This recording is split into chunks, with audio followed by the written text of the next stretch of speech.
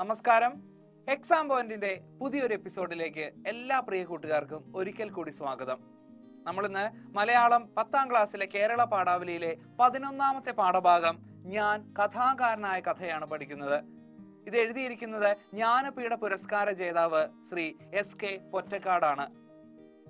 Exam പോയിന്റിന്റെ ഗൈഡിനെ അധികരിച്ചുകൊണ്ടാണ് ഈ പാഠഭാഗം നമ്മൾ എടുക്കുന്നത്. നിങ്ങൾക്ക് എന്തെങ്കിലും ഡൗട്ടൊക്കെ ഉണ്ടെങ്കിൽ അതൊന്ന് ചെക്ക് ചെയ്യാവുന്നതാണ്. അപ്പൊ നമുക്കറിയാം, ഓരോ കലാകാരന്മാര്, എഴുത്തുകാര് അവരനുഭവിക്കുന്ന സർഗവേദനകൾ. നമുക്ക് എല്ലാവർക്കും എഴുതാനുള്ള ഒരു കഴിവുണ്ടാവുകയില്ല, അല്ലെ?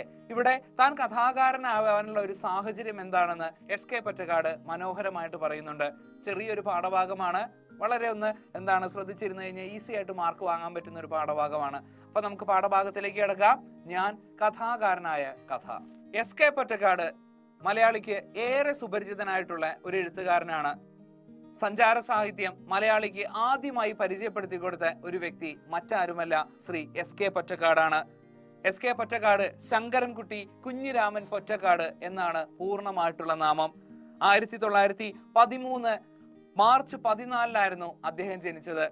ഒരു സഞ്ചാര സാഹിത്യകാരനും കവിയും നോവലിസ്റ്റും ഒക്കെയായിരുന്നു ശ്രീ SK പൊറ്റക്കാട്. മലയാളിക്ക് കേരളത്തിൽ നിന്ന് പുറത്തുള്ള ഒരു ലോകത്തിനുണ്ടെന്ന് തിരിച്ചറിഞ്ഞതും അതുപോലെ തന്നെ ആ ലോകത്തെ പറ്റി ഭംഗിയായിട്ട് അവതരിപ്പിച്ചതും ശ്രീ SK ആയിരുന്നു. ഏഷ്യയും ആഫ്രിക്കയും യൂറോപ്പും എല്ലാം തന്നെ അദ്ദേഹത്തിന്റെ തൂലികയിലൂടെ നമ്മുടെ മലയാളിക്ക് സുപരിചിതമാക്കി കൊടുക്കാനും അദ്ദേഹത്തിന് കഴിയുകയുണ്ടായിരുന്നു.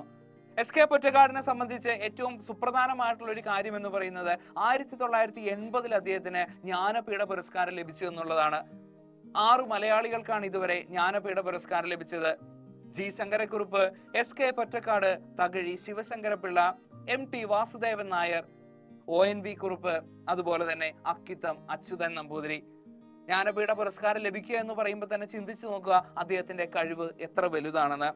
1957 അദ്ദേഹം തലശ്ശേരിയിൽ നിന്ന് ലോക്സഭയിലേക്ക് മത്സരിച്ചെങ്കിലും 1000 വോട്ടിന് പരാജയപ്പെട്ടിരുന്നു. പിന്നീട് 1962 അതേ തലശ്ശേരിയിൽ നിന്ന് തന്നെ അദ്ദേഹം സുകുമാർ അഴീക്കോടിനെ ഏകദേശം 66,000 വോട്ടുകൾക്ക് പരിചയപ്പെടുത്തി ലോകസഭയിൽ എത്തിയുകയും ചെയ്തിരുന്നു. തെരഞ്ഞെടുപ്പിലൂടെ ലോക്സഭയിലെത്തിയ അപൂർവം സാഹിത്യകാരന്മാരിൽ ഒരാളാണ് ശ്രീ SK പൊറ്റക്കാട്. അദ്ദേഹം ഒരു സ്വാതന്ത്ര്യ സമര സേനാനി കൂടിയായിരുന്നു. ഒരു തെരുവിന്റെ കഥയ്ക്ക് അദ്ദേഹത്തിന് കേരള സാഹിത്യ അക്കാദമി അവാർഡും ഒരു ദേശത്തിന്റെ കഥയ്ക്ക് അദ്ദേഹത്തിന് കേന്ദ്ര സാഹിത്യ അക്കാദമി അവാർഡും ലഭിക്കുകയുണ്ടായിരുന്നു.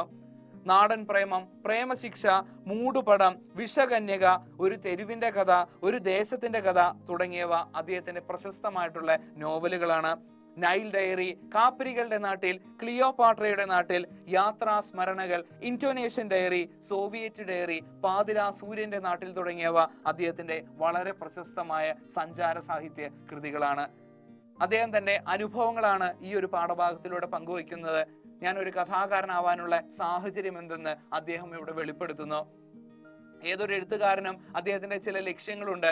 നമ്മുടെ ജീവിതാനുഭവങ്ങൾ മാത്രമല്ല കഥകളിൽ വരേണ്ടത്, മറ്റുള്ളവരുടെ ജീവിതങ്ങളും വ്യത്യസ്തമായിട്ടുള്ള മനുഷ്യരുടെ പലതരത്തിലുള്ള പ്രശ്നങ്ങളും അതുപോലെ മറ്റുള്ളവന്റെ വേദന അറിഞ്ഞുകൊണ്ട് അത് കൃതികളിൽ ആവാഹിക്കാൻ കഴിയുന്നവനാണ് മികച്ച ഒരു എഴുത്തുകാരൻ.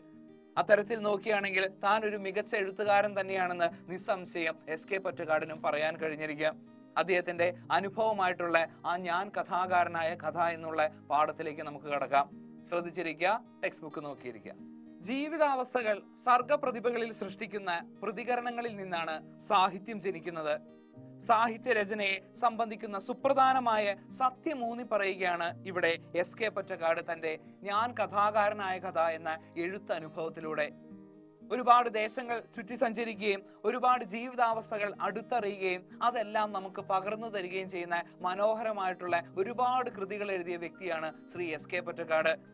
ഒരു കാലഘട്ടത്തിന്റെ ഒരു സത്യങ്ങളും അതുപോലെ തന്നെ ഒരു കാലഘട്ടത്തിലെ രാജ്യത്തിന്റെ അവസ്ഥകളും എല്ലാം തന്നെ കൃത്യമായിട്ട് തന്റെ രചനകളിലൂടെ ആവാഹിക്കാൻ അദ്ദേഹത്തിന് കഴിഞ്ഞിട്ടുണ്ട്. താൻ സ്കൂളിൽ പഠിക്കുന്ന സമയത്ത് ഒരു അമ്മ തന്റെ അടുത്ത് ഒരു കത്ത് എഴുതാൻ വരുന്നത്, ആ ഒരു കത്ത് തന്റെ ജീവിതത്തെ ഒരുപാട് മാറ്റിമറിച്ചെന്നുമെല്ലാം അദ്ദേഹം ഇവിടെ പറയുന്നുണ്ട്. അപ്പോ എഴുത്തുകാരനാവാനായിട്ട് തന്നെ പ്രേരിപ്പിച്ച അല്ലെങ്കിൽ തന്നെ സ്വാധീനിച്ച് തനിക്കുണ്ടായ ആ ഒരു സാഹചര്യത്തെ പറ്റിയിട്ടാണ് ഇവിടെ ഞാൻ കഥാകാരനായ എന്ന പാഠഭാഗത്തിൽ ശ്രീ SK പൊറ്റക്കാട് പറയുന്നത്. അപ്പൊ നമുക്ക് ശ്രദ്ധിച്ചിരിക്കാം. ഞാൻ ഹൈസ്കൂളിൽ വിദ്യാർത്ഥിയായിരുന്ന കാലത്തുണ്ടായ ഒരു സംഭവമാണ് എന്നെ ചെറുകഥ എഴുതാൻ പ്രേരിപ്പിച്ചത്. ഹൈസ്കൂളിൽ പഠിക്കുന്ന സമയത്താണ് അദ്ദേഹം ചെറുകഥ എഴുതാനുള്ള ഒരു സാഹചര്യം ഉണ്ടായത്. മകനെ സുഖമായി വളർത്താനും വിദ്യാഭ്യാസം ചെയ്യിക്കാനും വേണ്ടി തന്റെ സകല മുതലും വിറ്റ്, പോരാതെ അയൽ വീടുകളിൽ വൃത്യപ്പണി ചെയ്ത് വളരെ കഷ്ടങ്ങൾ അനുഭവിച്ച് അക്ഷരജ്ഞാനമില്ലാത്ത ഒരു വൃദ്ധമാതാവ്. അമ്മ ആഗ്രഹിച്ചതുപോലെ ആ മകൻ ഒരു ചെറിയ ഉദ്യോഗസ്ഥനായി. ഒടുവിൽ ഒരു ഉദ്യോഗസ്ഥയിൽ അനുരക്തനുമായി ആ പ്രേമസത്വത്തെയും കൊണ്ട് അകലെ ഒരിടത്ത് അമ്മയെ ഉപേക്ഷിച്ച് സുഖിക്കുകയാണ്. ഇവിടെ ഒരു അമ്മയാണ് കേന്ദ്ര കഥാപാത്രം. അദ്ദേഹത്തെ ജീവിതത്തെ സ്വാധീനിച്ച അല്ലെങ്കിൽ മാറ്റിമറിച്ച, ചെറുകഥകൾ എഴുതാൻ പ്രേരിപ്പിച്ച ഒരു പ്രധാനപ്പെട്ട ഒരു കഥാപാത്രം എന്ന് പറയുന്ന അമ്മയാണ്. ആ അമ്മയ്ക്ക് ഒരു മകനുണ്ടായിരുന്നു. കുടുംബം എല്ലാം വിറ്റ്, അതുപോലെ അപ്പറയുള്ള വീടുകളിൽ വൃത്യപ്പണി എല്ലാം ചെയ്തിട്ടാണ് ആ മകനെ അമ്മ പഠിപ്പിച്ചത്. അമ്മ ആഗ്രഹിച്ചതുപോലെ അയാൾ നല്ലൊരു ഉദ്യോഗസ്ഥനാവുകയും ചെയ്തു. പെട്ടെന്നൊരു ഉദ്യോഗസ്ഥയോട് പ്രണയം തോന്നി അവളുമായിട്ട് വേറൊരു സ്ഥലത്ത് കല്യാണം കഴിച്ച് സുഖമായി ജീവിക്കുന്നു. അതിന് ഉപയോഗിച്ചിരിക്കുന്ന ആ പ്രേമസത്വം എന്നാണ് പറയുന്നത്. സ്വന്തം അമ്മയെ ഉപേക്ഷിച്ചുകൊണ്ട്, ഇത്രയും കാരണം അയാളെ വളർത്തിയത് അമ്മയാണ്. അമ്മ കാരണമാണ് അയാൾക്ക് ഇത്തരത്തിലുള്ള ഒരു ജോലി കിട്ടിയത്. ആ ഉദ്യോഗസ്ഥയെ കാണാനും പരിചയപ്പെടാനും എല്ലാം തന്നെ അവസരമുണ്ടായത് അമ്മയുടെ വിയർപ്പ് കാരണമാണ്. അതെല്ലാം മറന്നുകൊണ്ട്, അമ്മയെ ഉപേക്ഷിച്ചുകൊണ്ട് ഇന്ന് അമ്മ ജീവിച്ചിരിക്കുന്നുണ്ടോ മരിക്കുന്നുണ്ടോ എന്നൊന്നും തന്നെ തിരിച്ചറിയാതെ, അതൊന്നും അന്വേഷിക്കാതെ അയാൾ ഭാര്യയുമായി സുഖമായിട്ട് ജീവിക്കുന്നു. നിസ്സഹായതയിലും പട്ടിണിയിലും വലയുന്ന ആ തള്ള തന്റെ മകന്റെ മനസ്സിളക്കാൻ വേണ്ടി നീണ്ട കത്തെഴുതി അയക്കാൻ എന്റെ അടുക്കൽ വന്നുകൊണ്ടിരിക്കുന്നു. തന്നെ ഒന്ന് തിരിഞ്ഞു നോക്കാത്ത മകന്റെ മനസ്സൊന്ന് അലിയുമോ എന്നറിയാൻ, മനസ്സൊന്ന് ഇളകുമോ എന്നറിയാൻ വേണ്ടി കത്തെഴുതാനാണ് ആ അമ്മ, ആ തള്ള എന്നാണ് ഇവിടെ ഉപയോഗിച്ചിരിക്കുന്നത്, എസ്.കെ. പൊറ്റക്കാടിന്റെ അടുത്തേക്ക് എത്തുന്നത്. ഞാൻ സ്കൂളിലേക്ക് ഹോംവർക്ക് ചെയ്തുകൊണ്ടിരിക്കെ പാവം ആ തള്ള ഏതോ സ്റ്റേഷനറി പീടികയിലെ മുളങ്കോലിൽ തൂങ്ങിക്കിടന്നിടത്തു നിന്ന് വാങ്ങിയ മണ്ണുപറ്റി മഞ്ഞച്ച് ഒരു വരയൻ കത്തുകടലാസും ഒരു മുദ്രലക്കൂട്ടും ഒരു കയ്യിൽ പിടിച്ച് മറ്റേ കൈകൊണ്ട് കോണിപ്പടി തപ്പി തപ്പി എന്റെ മാളികയിലെ ഭ്രാന്തയിലേക്ക് കയറി വരുന്ന രംഗം ഞാൻ ഇപ്പോഴും മുൻപിൽ കാണുന്നു. ഇത്ര വർഷമായിട്ടും ആ ഒരു സ്ത്രീയുടെ മുഖം തന്റെ മനസ്സിൽ നിന്ന് മായാതെ നിൽക്കുകയാണെന്നാ പറയുന്നത്. ആ അമ്മ തപ്പി തടഞ്ഞുകൊണ്ടാണ് വരുന്നത്. അത് ഒരു സ്റ്റേഷനറി പീടികയിലെ കിടന്നിടത്തു നിന്ന് വാങ്ങിയ മണ്ണുപറ്റി മഞ്ഞച്ച ഒരു വരയൻ കത്തുകടലാസും ഒരു മുദ്രലക്കോട്ടും കയ്യിൽ പിടിച്ചുകൊണ്ട് ഏന്തി വലിഞ്ഞാണ് കോണിപ്പടി കയറിക്കൊണ്ട് തന്റെ അടുത്തേക്ക് വരുന്നത്. അവർ കവറും കത്തുകടലാസും എന്റെ മേശപ്പുറത്ത് സ്ഥാപിച്ചു നിലത്ത് മുട്ടുമടക്കിയിരുന്ന് തന്റെ കഷ്ടപ്പാടുകളും മകനു വേണ്ടി താൻ ചെയ്ത ത്യാഗങ്ങളും ഓരോന്നായി എണ്ണി എണ്ണി എന്നെ കേൾപ്പിക്കും. വന്നിട്ട് അവർ ഓരോ വിശേഷങ്ങൾ പറയുകയാണ്. താൻ മകനെ പഠിപ്പിച്ചതും അതിനുവേണ്ടി കഷ്ടപ്പെട്ടതും അവൻ തിരിഞ്ഞു നോക്കാത്തതും അവരുടെ ജീവിതത്തിലെ ഓരോ പൊട്ടും പൊടിയും കൃത്യമായിട്ട് തന്നെ എസ്.കെയോട് പറയുമായിരുന്നു. മാറത്തിട്ട കീറമുണ്ടിന്റെ അറ്റം കൊണ്ട് കണ്ണുനീർ തുടച്ചും മൂക്ക് പിഴിഞ്ഞും കൊണ്ട് അവർ പറയും അവന് വയറു നിറയെ ഉണ്ണാൻ വേണ്ടി ഞാൻ പഷ്ണി കിടന്നത്. അവന് സ്കൂളിലേക്ക് ഒരു വരക്കോലും സ്കൂറുപെട്ടി എന്ന് പറഞ്ഞ ഇൻസ്ട്രുമെന്റ് ബോക്സ് വാങ്ങാൻ പൈസ ഇല്ലാതെ ഞാൻ എൻ്റെ അരയിലെ ഏലസിനകത്തു പണ്ടേ കിടന്നിരുന്ന ഒരു പൊൻപണം തൂക്കി വിറ്റതും മറ്റും അവന് ഓർമ്മയുണ്ടോ എന്ന് എഴുതി ചോദിക്കൂ. ആ വരികളിൽ നിന്ന് മനസ്സിലാകും എത്രത്തോളം ആ അമ്മ മകനെ സ്നേഹിച്ചിരുന്നു, എത്രത്തോളം കാര്യങ്ങൾ അവർ അവന് വേണ്ടി ചെയ്തിരുന്നു. പട്ടിണി കിടന്ന കാര്യം, അവന് ഉണ്ണാൻ വേണ്ടി ആ സ്ത്രീ പലപ്പോഴും പട്ടിണി കിടന്ന കാര്യം, അതുപോലെ അവന്റെ സ്കൂളിലെ ആവശ്യങ്ങൾക്ക് സ്കൂൾ പെട്ടി എന്ന് പറഞ്ഞാൽ ഇൻസ്ട്രുമെന്റ് ബോക്സ്, അതുപോലെ തന്നെ അവന് പേനയും പെൻസിലും ഒക്കെ വാങ്ങാനായിട്ട് അമ്മ ആ അരയിലെ ഏലസിനകത്ത് പണ്ട് കിടന്നിരുന്ന പൊൻപണം തൂക്കി വിറ്റതും എല്ലാം തന്നെ ഇങ്ങനെ പറയുകയാണ്. ആ അമ്മയോടാണ് നന്ദികേടോടുകൂടി ഒരു പെൺകുട്ടിയെ കണ്ടപ്പോൾ ആ ഒരു സ്ത്രീയെ ഉപേക്ഷിച്ചുകൊണ്ട് അയാൾ സുഖമായിട്ട് ജീവിക്കുന്നത്. ഇപ്പോൾ അവന് എന്നെ കണ്ടുകൂടാതായി. അവൻ എന്നെ കുടം പിടിച്ച പട്ടിയെ പോലെ ആട്ടിപ്പായിച്ചു എന്ന് പറഞ്ഞു കഴിഞ്ഞാൽ രോഗം ബാധിച്ച അല്ലെങ്കിൽ പേ പിടിച്ച ഒരു പട്ടിയെ പോലെ ആട്ടിപ്പായിക്കുകയാണ് ചെയ്തത്. ഇത്ര നാള് തന്നെ പഠിപ്പിച്ച് വളർത്തിയ അമ്മയെ അയാൾ മനസ്സിലാക്കുന്നില്ല. അമ്മയ്ക്ക് വാർദ്ധക്യമായി, അതുകൊണ്ട് തന്നെ അമ്മ ഇനി ആവശ്യമില്ല എന്നുള്ള ചിന്തയാണ് അയാൾക്കുണ്ടായിരുന്നത്. അതുകൊണ്ട് തന്നെയാണ് ഭാര്യയുമായിട്ട് അയാള് രക്ഷപ്പെട്ടു പോകുന്നത്. അവന്റെ മനസ്സൊന്നിളക്കാൻ എൻ്റെ മോൻ ഇതെല്ലാം ഒന്ന് എഴുതി അയക്കണം പറയുകയാണ്. അവന്റെ മനസ്സൊന്ന് ഇളക്കാനായിട്ട് മോൻ ഇതൊന്ന് എനിക്ക് എഴുതി തരണം. അവൻ ഈ കത്തുകളൊക്കെ കേട്ടെങ്കിലും അല്ലെങ്കിൽ വായിച്ചിട്ടെങ്കിലും അല്പമെങ്കിലും സ്നേഹം എന്നോട് ഉണ്ടാവണമെന്ന് അറിയണം. എനിക്കാണെങ്കിൽ ഇപ്പോൾ ജീവിക്കാൻ നിവൃത്തിയില്ല, പണ്ടത്തെ പോലെ ജോലി എടുക്കാനായിട്ട് ആരോഗ്യവുമില്ല. ദൈവത്തെ മറന്നു കളിക്കണ്ട എന്നും പറയണം. അക്ഷന്തവ്യമായ കൃതജ്ഞതയോടെ പെരുമാറിയ തന്റെ പുത്രനോട് ആ തള്ളയ്ക്ക് ഒട്ടും വിദ്വേഷമില്ലായിരുന്നു. അക്ഷന്തവ്യം എന്ന് പറഞ്ഞു കഴിഞ്ഞാൽ ക്ഷമിക്കാനായിട്ട് കഴിയാത്ത, അത്രയും ഒരു കൃതജ്ഞതയുടെ ഓപ്പോസിറ്റാണ് കൃതജ്ഞത എന്ന് പറയുന്നത്. നന്ദികേട്, ഒട്ടും പൊറുക്കാൻ കഴിയാത്ത നന്ദികേട് തന്നെയാണ് ആ സ്ത്രീയോട്, ആ അമ്മയോട് ആ മകൻ കാണിച്ചത്. പക്ഷേ ആ അമ്മയ്ക്ക് ഇപ്പോഴും ആ മകനോട് ഒരു തരത്തിലുള്ള വിദ്വേഷവും ഇല്ലായിരുന്നു. ദൈവത്തെ മറന്ന് ജീവിക്കരുത് എന്നൊന്ന് എഴുതി കൊടുക്കണമെന്നാണ് എസ്.കെ. പൊറ്റക്കാടിനോട് ആ അമ്മ പറഞ്ഞത്. എനിക്ക് ആ വൃദ്ധയുടെ പരിതസ്ഥിതിയിൽ വല്ലാത്ത സഹതാപം തോന്നി. അവർ കണ്ണീരിൽ കലർത്തി പറഞ്ഞ കഥകൾ എന്നെ വികാരപരവശനാക്കി. അവർ പറഞ്ഞതെല്ലാം പാകപ്പെടുത്തി സ്വന്തം വകയായി ചില സരസ്വതി വിലാസങ്ങളും ചേർത്ത് ഞാൻ ആ മഠയനായ മകന് തുടരെ കത്തുകൾ എഴുതി അയച്ചു. ആ വൃദ്ധയുടെ പരിതസ്ഥിതി അവസ്ഥ കണ്ടപ്പോൾ വല്ലാതെ എനിക്ക് വേദന തോന്നി, സഹതാപം തോന്നിയെന്നാണ് എഴുത്തുകാരൻ പറയുന്നത്. അവർ കണ്ണീര് കലർത്തി പറഞ്ഞ ആ കഥകളെല്ലാം തന്നെ വല്ലാതെ വികാരത്തോടു വല്ലാതെ വിഷമിപ്പിക്കുകയുണ്ടായിരുന്നു എഴുത്തുകാരന്. അവർ പറഞ്ഞതെല്ലാം നല്ല രീതിയിൽ പാകപ്പെടുത്തി സ്വന്തം വകയായിട്ട് ചില സരസ്വതി വിലാസങ്ങളും ചേർത്താണ് അദ്ദേഹം കത്താക്കി അവതരിപ്പിച്ചത്. ഇവിടെ സരസ്വതി വിലാസങ്ങൾ എന്നുള്ളത് ഓർക്കുക. സരസ്വതി എന്ന് പറഞ്ഞ ഐശ്വര്യത്തിന്റെ, അറിവിന്റെ ഒരു ദേവതയാണ്. അപ്പോ എഴുത്തുകാരെന്ന് പറഞ്ഞു കഴിഞ്ഞാൽ തനിക്കുണ്ടാവുന്ന ആ അനുഭവങ്ങള് അതെല്ലാം ഒരു അല്പം കൂടി ഭംഗിയാക്കി എഴുത്തിൻ്റെതായ ഒരു മായിക ലോകത്തിലേക്ക് ആളുകളെ കൂട്ടിക്കൊണ്ടുപോകണം. ആ ഒരു രീതി തന്നെയാണ് ഇവിടെ എസ്.കെ. പൊറ്റക്കാട് സ്വീകരിച്ചത്. അമ്മ പറഞ്ഞു തന്ന കഥകൾ അല്പം പൊടിപ്പും തൊങ്ങലും ഒക്കെ ചേർത്തുകൊണ്ട് ശരിക്കും ഒരു വായിച്ചു കഴിഞ്ഞാൽ ആർക്കും ഒരു ഫീൽ ആകുന്ന രീതിയിൽ തന്നെയാണ് എസ്.കെ. പൊറ്റക്കാട് ആ കത്ത് എഴുതിയത്. 2-3 മാസം കഴിഞ്ഞപ്പോൾ അവൻ അമ്മയ്ക്ക് ഭാര്യ അറിയാതെ സ്വകാര്യമായി കുറേശ്ശെ പണം അയച്ചു തുടങ്ങി. എന്തൊരു ഭാഗ്യത്തിന് ആ കത്ത് വായിച്ചപ്പോൾ കുറ്റബോധം കൊണ്ടാണോ സങ്കടം കൊണ്ടാണോ എന്നറിയില്ല, ഭാര്യ അറിയാതെ അയാൾ വീണ്ടും അമ്മയ്ക്ക് അല്പം പണം അയച്ചു കൊടുക്കാനായിട്ട് തുടങ്ങി. ആ കത്തുകളുടെ എന്തെങ്കിലും ഒരു ഗുണമുണ്ടായെന്ന് എസ്.കെ. പൊറ്റക്കാടിന് തോന്നിയത് ആ ഒരു നിമിഷം മുതലാണ്. അപ്പൊ നമുക്ക് അടുത്ത ഭാഗത്തിലേക്ക് കിടക്കാം, ശ്രദ്ധിക്കുക. അവൻ ഒടുവിൽ തന്റെ ഇടം ഉദിച്ചത് കൊണ്ടോ അതല്ല എന്റെ കത്തുകളിലെ വാക്ചാതുര്യം മൂലം മനസ്സിളകിയത് കൊണ്ടോ എന്നറിഞ്ഞുകൂടാ, ഒടുവിൽ പറഞ്ഞതാണ് വാസ്തവമെന്ന് ബാലസഹജമായ അഭിമാനത്തോടെ ഞാനെന്ന് വിശ്വസിച്ചു. ആ മകൻ ഒരിക്കൽ അമ്മയെ കാണാൻ വരിക കൂടി ചെയ്തു. തന്റെ കത്തുകൊണ്ടാണ് ആ മകന് ഇങ്ങനെയുള്ള ഒരു മാറ്റം ഉണ്ടായത് എന്ന് ചിന്തിക്കുകയാണ് എസ്.കെ. പൊറ്റക്കാട്. അത് തന്നെയാണ് അദ്ദേഹം വിശ്വസിച്ചത്. അതുകൊണ്ട് തന്നെയാണ് ഭാര്യ അറിയാതെ പലപ്പോഴും പണം അയക്കുകയും ഒരിക്കൽ അമ്മയെ കാണാനായിട്ട് ആ മകൻ എത്തുകയും ചെയ്തത്. അപ്പോൾ അവൻ അമ്മയോട് ആരാണ് അവർക്ക് ഈ കത്തുകളെല്ലാം എഴുതി കൊടുക്കുന്നതെന്ന് ചോദിച്ചതായും ഒരു സ്കൂൾ കുട്ടിയാണെന്ന് തള്ള മറുപടി പറഞ്ഞതായും അറിഞ്ഞു. അപ്പോൾ എൻ്റെ അഭിമാനം ഉച്ചകോടിയിൽ എത്തിപ്പോയി. സ്കൂൾ കുട്ടി എന്ന് പറഞ്ഞാൽ സ്കൂൾ കുട്ടി. ഇവിടെ ലേഖകനെ സംബന്ധിച്ച് ഏറെ അഭിമാനമുള്ള ഒരു കാര്യമാണ് ആരാണ് ഈ കത്ത് എഴുതി കൊടുത്തതെന്ന് അമ്മയോട് മകൻ ചോദിക്കുന്നുണ്ട്. അതിന് മറുപടി ആയിട്ടാണ് പറയുന്നത് ഒരു സ്കൂൾ കുട്ടി എഴുതി കൊടുത്തതാണെന്ന്. താൻ ചെയ്തതിലുള്ള ആ ഒരു ആ ഒരു അഭിമാന നിമിഷമായിരുന്നു, ഒരു കൃതാർത്ഥതയാണ് ശരിക്കും ലേഖകന് തോന്നിയത്. ഏറെക്കാലം മകന്റെ സംഭാവന കൊണ്ട് സുഖിക്കാൻ കഴിയുന്നതിന് മുമ്പ് ആ തള്ള നിത്യശാന്തിയും തേടി മണ്ണിനടിയിലേക്ക് പോയി. ഏറെ നാള് പൈസ അയക്കേണ്ട ഒരു അവസ്ഥ ആ മകനുണ്ടായിരുന്നില്ല. അതിനു മുമ്പേ ആ അമ്മ പരലോകത്തേക്ക് പോയി. മുക്കാലും കുരുടിയായിരുന്ന ആ മുത്തിത്തള്ളയാണ് ചെറുകഥാ രചനയിൽ എൻ്റെ ആദ്യത്തെ ഗുരുനാഥ. അതായത് മുക്കാലും കുരുടിയായിരുന്ന എന്ന് പറഞ്ഞാൽ കണ്ണു മുക്കാലും വലിയ കാഴ്ചശക്തി ഇല്ലാത്ത, ആ വിദ്യാഭ്യാസം ഇല്ലാത്ത ആ പാവം സ്ത്രീയാണ് എൻ്റെ ചെറുകഥാ രചനയിലെ ആദ്യത്തെ ഗുരുനാഥ എന്ന് എസ്.കെ. പൊറ്റക്കാട് ഓർക്കുകയാണ്. അവരുടെ മകന് അന്ന് ഞാൻ എഴുതിയ കത്തുകളാണ് എൻ്റെ ആദ്യത്തെ ചെറുകഥകൾ എന്ന് പറയാം. ചെറുകഥകൾ കൊണ്ട് മറ്റാളുകളുടെ മനസ്സിളക്കാൻ എനിക്ക് കഴിഞ്ഞിട്ടുണ്ടോ എന്ന് എനിക്ക് അറിഞ്ഞുകൂടാ. പക്ഷേ എരിയുന്ന നെഞ്ഞും പൊരിയുന്ന വയറുമായി നരകിക്കുന്ന ഒരു ദരിദ്ര മാതാവിന്റെ അന്ത്യകാലത്തെ കുറഞ്ഞെന്ന് ആശ്വസിപ്പിക്കുവാനും പ്രേമാന്തനായി വഴിപിഴച്ച് ഒരു യുവാവിനെ മാതൃഹൃദയത്തിന്റെ ഒരു ചിത്രം വരച്ചു കാണിച്ച് മനസ്സിളക്കി തീർക്കാനും ഒരിക്കൽ എനിക്ക് സാധിച്ചിട്ടുണ്ട് എന്ന് ഞാൻ അഭിമാനത്തോടെ വിശ്വസിക്കുന്നു. അന്ന് താൻ എഴുതിയ കത്തുകളാണ് ചെറുകഥകളായി എന്നും ആദ്യത്തെ തന്റെ ചെറുകഥകൾ എന്ന് അദ്ദേഹം ഓർക്കുകയാണ്. അതുകൊണ്ട് അദ്ദേഹം പറഞ്ഞിട്ടുള്ള കാര്യങ്ങളാണ്. ചെറുകഥകൾ കൊണ്ട് ബാക്കിയുള്ളവരെ മനസ്സിളക്കാനായിട്ട് എനിക്ക് കഴിഞ്ഞിട്ടുണ്ടോ എന്ന് എനിക്കറിയില്ല. പക്ഷേ എരിയുന്ന നെഞ്ചും പൊരിയുന്ന വയറുമായി വരുന്ന ആ ദരിദ്ര സ്ത്രീയാണ് തന്റെ ആദ്യത്തെ ഗുരു എന്ന് അവർ ഓർക്കുകയാണ്. എരിയുന്ന നെഞ്ചും അതുപോലെ പൊരിയുന്ന വയറും ഓർക്കുക. എരിയുന്ന നെഞ്ചെന്ന് പറഞ്ഞു കഴിഞ്ഞാൽ അവരുടെ ഉള്ളിലെ വേദനയെ പറ്റിയിട്ടാണ് പറയുന്നത്. മകൻ തിരിഞ്ഞു നോക്കാതെയുള്ള ആ അമ്മയുടെ വേദന. പൊരിയുന്ന വയറ്, മകൻ ഉപേക്ഷിച്ചു പോയതിനു ശേഷം മര്യാദക്കൊന്നും ഭക്ഷണം കഴിക്കാനായിട്ട് അവർക്ക് കഴിഞ്ഞിട്ടില്ല. ദാരിദ്ര്യമാണ് അവിടെ പറയുന്നത്.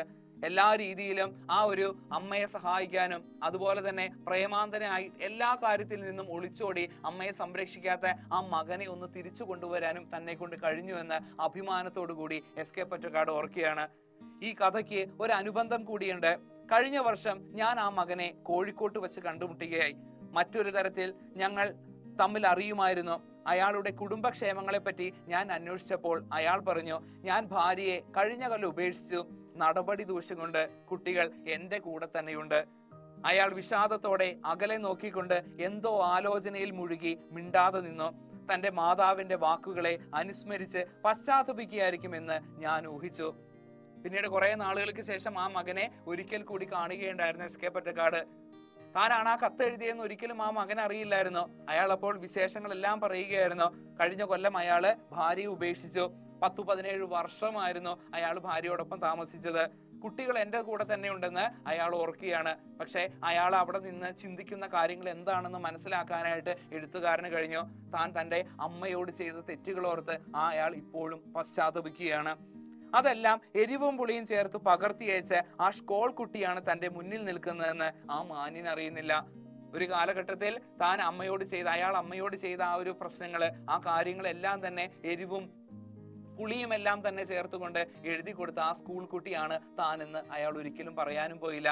അയാൾക്ക് ഇപ്പോഴും അറിയില്ല എസ് കെ പൊറ്റക്കാടായിരുന്നു ആ ഒരു കത്ത് എഴുതിയത്.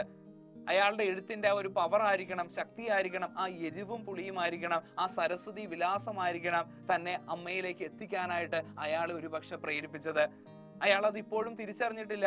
ഇപ്പോഴും തന്റെ ജീവിതം വഴിമുട്ടിപ്പോയതിൽ പ്രശ്നങ്ങൾ ഉണ്ടാവാനുള്ള ഒരു കാരണം, ഒരു കാലത്ത് ആ സ്ത്രീക്ക് വേണ്ടിയാണ് അമ്മയെ ഉപേക്ഷിച്ചത്. അവരുമായിട്ട് പൊരുത്തപ്പെടാൻ കഴിയാതെ ഉപേക്ഷിക്കേണ്ട ഒരു അവസ്ഥ തന്നെ ഈ ഒരു മകന് വന്നിരിക്കുകയാണ്. അത് തന്റെ വിധിയാണെന്നോർത്ത്, അമ്മയോട് ചെയ്ത തെറ്റാണെന്നോർത്ത് അയാൾ ഇപ്പോഴും പശ്ചാത്തപിക്കുണ്ടായിരിക്കുമെന്ന് എസ് കെ പൊറ്റക്കാട് ഓർക്കുകയാണ്. എനിക്കപ്പോൾ സഹതാപവും തുടർന്നുകൊണ്ട് ഉള്ളിൽ ചിരിയും വന്നു. മനസ്സുരുകി മരിച്ച ആ മാതാവിന്റെ ജീവിതകഥകൾ അനുസ്മരിച്ചപ്പോഴുണ്ടായ സഹതാപം. ചിരി വന്നത് തന്റെ ഭാര്യയുടെ നടപടി ദൂഷ്യം കണ്ടുപിടിക്കാൻ ആ മടയന് 17 കൊല്ലം വേണ്ടി വന്നുവല്ലോ എന്നോർത്തിട്ടാണ്. അദ്ദേഹത്തിന് ഈ പശ്ചാത്തപിച്ചുകൊണ്ടിരിക്കുന്ന, സങ്കടപ്പെട്ടുകൊണ്ടിരിക്കുന്ന ആ മകന്റെ അവസ്ഥയെ ഓർത്തുകൊണ്ട് ചിരിയാണ് സത്യം പറഞ്ഞാൽ വന്നത്. 2 കാര്യങ്ങൾ കൊണ്ട്. ഒരു ചിരി വരാനുള്ള പ്രധാനപ്പെട്ട കാര്യം, ഏകദേശം 17 വർഷത്തിന് ശേഷമാണ് അയാൾ ഭാര്യയെ പിരിഞ്ഞത്. അതുവരെ അവളുടെ നടപടി ദൂഷ്യം മനസ്സിലാക്കാനായിട്ട് ആ മണ്ടന് കഴിഞ്ഞില്ലല്ലോ എന്നാണ് അയാൾ ചിന്തിക്കുന്നത്. അതുപോലെ തന്നെ സഹതാപവും തോന്നി. മനസ്സുരുകി മരിച്ച്, വല്ലാതെ വേദനയോടുകൂടി മരിച്ച് ആ മാതാവിന്റെ ജീവിത കഥകൾ അനുസ്മരിച്ചപ്പോഴാണ് വല്ലാത്തൊരു വേദനയും സഹതാപവും എസ് കെ പൊറ്റക്കാടിന്റെ മനസ്സിലുണ്ടായത്.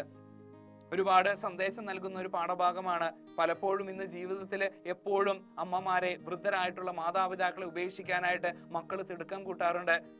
അവരവരുടെ രീതിയിൽ ഒരു തള്ളക്കോഴി കുഞ്ഞുങ്ങളെ സംരക്ഷിക്കുന്ന പോലെ അമ്മമാരും അച്ഛനും എല്ലാം തന്നെ നമ്മളെ ഒരുപാട് സംരക്ഷിക്കാറുണ്ട്. പക്ഷെ വലുതായി കഴിയുമ്പോൾ മക്കൾ അതെല്ലാം മറന്നുകൊണ്ട് നന്ദികേട് കാണിച്ചുകൊണ്ടാണ് മുന്നോട്ട് പോകുന്നത്. ഇവിടെയും വൃദ്ധയായിട്ടുള്ള മാതാവിനെ ഒരു പെണ്ണിന്റെ ആവശ്യത്തിൽ, അല്ലെങ്കിൽ കല്യാണം കഴിഞ്ഞു എന്നുള്ള ഒറ്റ ഒരു കാര്യത്തില് ആ ഭാര്യയുടെ ആവശ്യപ്രകാരമാണ് ഉപേക്ഷിക്കുന്നത്. ആ അമ്മ എങ്ങനെയാണ് ജീവിക്കുന്നത്, ജീവനുണ്ടോ മരിച്ചോ എന്നും തന്നെ നോക്കുന്നില്ല. അവസാനം ഒരു ഹൈസ്കൂൾ കുട്ടിയായിരുന്ന എസ് കെ പൊറ്റക്കാടിന്റെ കത്തിലൂടെ മാത്രമാണ് അമ്മയുടെ ദൈന്യതയും അതുപോലെ തന്നെ സ്നേഹവും ആ വേദനയും എല്ലാം തന്നെ തിരിച്ചറിയാനായിട്ട് മകന് കഴിഞ്ഞത്. ഏതൊരു എഴുത്തുകാരനും അവൻ്റെതായ ചില കർമ്മങ്ങളുണ്ട്. കാലത്തിന് നേരെ തിരിച്ചു വെച്ച കണ്ണാടികളാണ് സാഹിത്യകൃതികൾ എന്ന് പറയും. ഒരു കൃതി നമുക്ക് വായിച്ചു കഴിഞ്ഞു കഴിഞ്ഞാൽ ആ കാലഘട്ടത്തെ നമുക്ക് അടയാളപ്പെടുത്താനായിട്ട് കഴിയണം. അതുപോലെ തന്നെ നല്ല സാഹിത്യകൃതികള് ജീവിതത്തിനുമായിട്ട് ബന്ധമുണ്ടാവണം. അങ്ങനെയുള്ളവരെയാണ് മികച്ച ഒരു സാഹിത്യകാരന്മാരെന്ന് നമുക്ക് കാണാനായിട്ടും കഴിയുള്ളൂ. എസ് കെ പൊറ്റക്കാടിന് അതുകൊണ്ട് തന്നെ നിസ്സംശയം നമുക്ക് മികച്ച ഒരു സാഹിത്യകാരൻ എന്ന് പറയാനായിട്ട് കഴിയും. കാരണം മറ്റുള്ളവരുടെ ജീവിതാനുഭവങ്ങൾ കൃത്യമായിട്ട് മനസ്സിലാക്കാനും അതുപോലെ തന്നെ അവരുടെ വേദനകൾ വായനക്കാരിലേക്ക് എത്തിക്കാനും തന്നെ കൃത്യമായിട്ട് കഴിഞ്ഞിരിക്കുന്നു ശ്രീ എസ് കെ പൊറ്റക്കാടിന്. വളരെ ചെറിയൊരു പാഠഭാഗമാണിത്. നമുക്കിതിലെ ചോദ്യങ്ങളിലേക്കൊന്ന് കടക്കാം.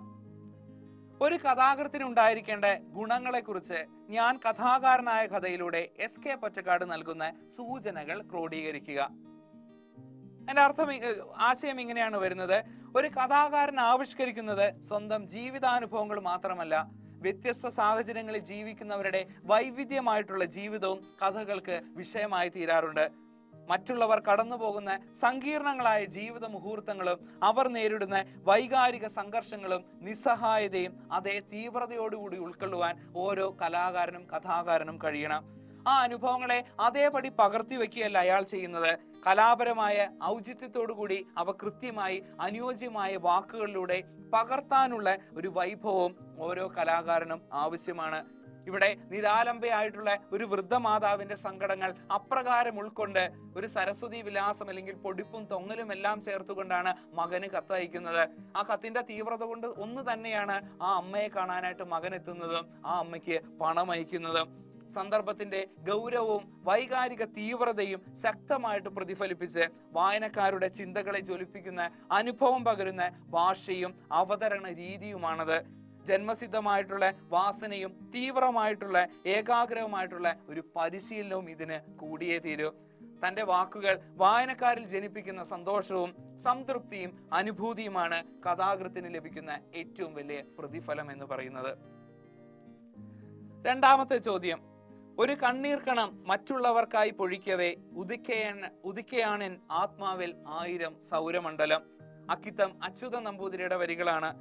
ഈ കവിതാഭാഗത്തിന്റെ ആശയം ഞാൻ കഥാകാരനായ കഥ എന്ന പാഠഭാഗത്തിന്റെ ആശയവുമായി ബന്ധപ്പെടുത്തി കുറിപ്പ് തയ്യാറാക്കുക.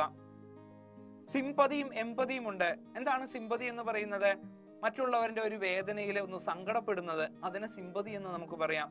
എമ്പതി എന്ന് പറയുന്നത് അവരുടെ ദുഃഖത്തില് പങ്കുചേരുന്നതാണ്. മറ്റൊരാളുടെ ദുഃഖത്തിൽ പങ്കുചേരുമ്പോൾ മനസ്സിൽ 1000 സൗരമണ്ഡലങ്ങള് പ്രകാശിക്കുന്നത് പോലെ സന്തോഷം അനുഭവിക്കപ്പെടുന്നതാണ് ഇവിടെ അക്കിത്തം പറയുന്നത്. അത് വല്ലാത്തൊരു അനുഭൂതി തന്നെയാണെന്നാണ് അക്കിത്തം അച്യുതൻ നമ്പൂതിരി പറയുന്നത്. കഷ്ടപ്പെട്ട് വളർത്തി വലുതാക്കിയ അമ്മയെ മറന്നുകൊണ്ട് ജീവിക്കുന്ന മകന്റെ മനസ്സിൽ ഒരു പശ്ചാത്താപം ഉണ്ടാക്കാനായിട്ട് എസ്.കെ. പൊറ്റക്കാടിന്റെ എഴുത്തിന് കഴിയുന്നുണ്ട്. വൃദ്ധയുടെ അവസാന ഒരു കാലഘട്ടമെങ്കിലും കുറച്ച് സന്തോഷപ്രദമാക്കാനായിട്ട് എസ്.കെ. പൊറ്റക്കാടിന്റെ കത്തുകൾക്ക് കഴിയുന്നു. അത് ഓർക്കുമ്പോൾ അദ്ദേഹത്തിന് വല്ലാത്തൊരു സന്തോഷവും അഭിമാനവും തോന്നുന്നുണ്ട്. കവിതാഭാഗത്തിന്റെ ആശയത്തോട് തന്നെ ചേർന്ന് നിൽക്കുന്ന ഒരു മനോഭാവം തന്നെയാണ് എസ്.കെ. പൊറ്റക്കാടിനുള്ളത്. മറ്റുള്ളവരുടെ ദുഃഖത്തിൽ ആശ്വാസമാകുന്നത് ആഹ്ലാദവും സംതൃപ്തിയും തരുന്ന കാര്യങ്ങളാണെന്ന് കവിതാഭാഗവും പാഠഭാഗവും വ്യക്തമാക്കുന്നുണ്ട്. അപ്പോ അത്തരത്തില് മറ്റുള്ളവർക്ക് വേണ്ടി ജീവിക്കാനുള്ള ഒരു മനസ്ഥിതിയാണ് നമുക്കും വേണ്ടത്. പരോപകാരമേ പുണ്യം, പാപമേ പരപീഡനം എന്നുള്ള ചിന്തയോടുകൂടി നമ്മൾ ജീവിതത്തെ മുന്നോട്ട് കാണണം. നല്ല രീതിയിൽ പഠിക്കാനായിട്ടുള്ള ഒരു ശ്രമം നടത്തുക. വളരെ ഈസി ആയിട്ടുള്ളൊരു പാഠഭാഗമാണ്. എക്സാം പോയിന്റിന്റെ ഗൈഡില് കൂടുതൽ ചോദ്യോത്തരങ്ങളും അതുപോലെ തന്നെ ആശയവും എല്ലാം തന്നെ വിശദമായി കിടക്കുന്നു. പാഠഭാഗത്തിൽ നൽകുന്ന സന്ദേശം പോലെ തന്നെ മറ്റുള്ളവർക്ക് വേണ്ടി ജീവിക്കാനും അതുപോലെ നന്മയോടുകൂടി പ്രവർത്തിക്കാനും എല്ലാവർക്കും കഴിയട്ടെ എന്ന് പ്രാർത്ഥിക്കുന്നു, ആശംസിക്കുന്നു. വീണ്ടും മറ്റൊരു ക്ലാസ്സിലൂടെ കാണാം. താങ്ക്സ്, നന്ദി, ബൈ.